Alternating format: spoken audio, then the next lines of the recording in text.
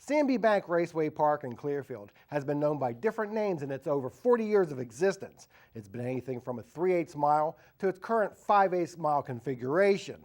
It went from dirt to asphalt, then back to dirt, and currently is a paved track again.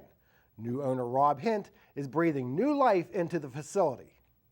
We started looking for a new home for our driving experience. We had been down at Old Dominion Speedway in Manassas, and unfortunately they closed that track. So we were on the road, and on the road's kind of tough. So we were looking to find a new home. We were looking to expand our markets too, because we had always been in the South. And took a look at the track up here, and originally started to look at it as just a lease, but one thing led to another, and we ended up buying it. For Rob Hint and track manager John Elliott, they hope that their dedication pays off for many years to come. I started looking at the area and just finding the history of the area and the history of Clearfield. And once I got up here, I saw the track, I saw the area. It was absolutely amazing. I love every weekend that I'm up here. And it's a 5-hour drive for us, so it's not something where, we've made this little small commitment. We're both traveling 5 hours each way every weekend for the next 40 years. The on-track racing experience will operate every Saturday from now through the end of September, excluding race weekends. Well, the racing experience is twofold. One, we have some two-seat ride cars that we take people out for a ride, as you probably saw a little bit earlier. We get one of our drivers to take someone out at speed around the track. The other is the driving experience, and that is very popular. It's a chance for the everyday person to get out behind the wheel of the race car and try it out for themselves. And they get a chance to get in the car, drive the car themselves, and we have several different packages for that. One of the differences here at CNB Bank Raceway Park is it is the largest short track in the nation. I mean, 5/8 of a mile, progressive banking. All of the other tracks that we had done the driving experience on were 3/8 of a mile. So this track is extremely wide and super fast. So you're going to get a completely different experience than you would have on a shorter track. By adding a few races to the schedule this year, the intent is to benefit both aspects of the business. We want to try to work the two together. I think that there's a lot of synergies between the two. We can help bring in a bigger audience with the driving experience, because people will drive a little bit further to get a chance to drive the car. So we have a chance to expand our market just a little bit as far as the fans that may come out to watch the races. This year we're running 4 races because we really got a late start, and it's pretty tough to do much more than that in order to promote the races properly.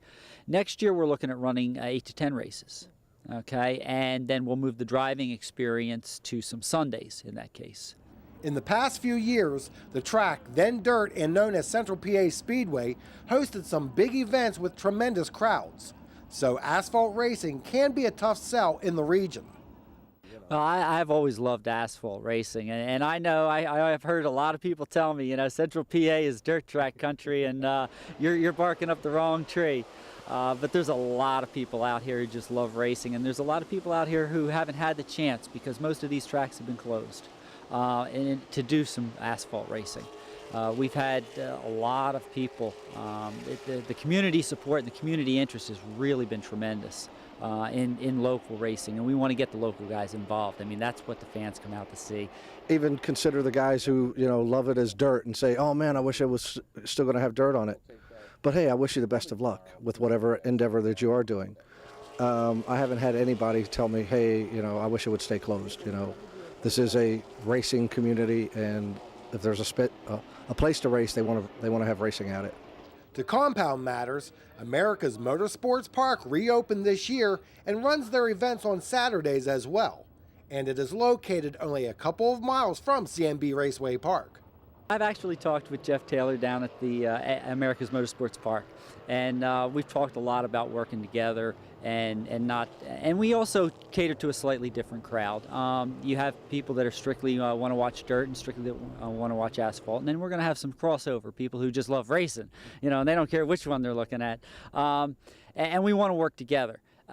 It's a tough business, motorsports business is, and it's too tough to be at odds with each other. So we've had a lot of discussions about working together and how we might do that. I'm really anxious to see actual racing on this track.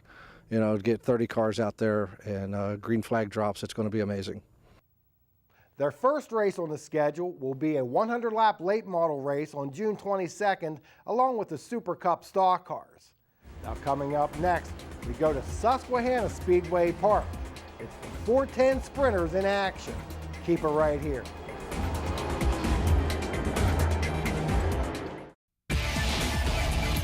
It's known as the Tricky Triangle, a track whose sum total equals a challenge like nowhere else. Smoke is boiling between Bush and Johnson. It is Pocono Raceway, where the first race was won by a king.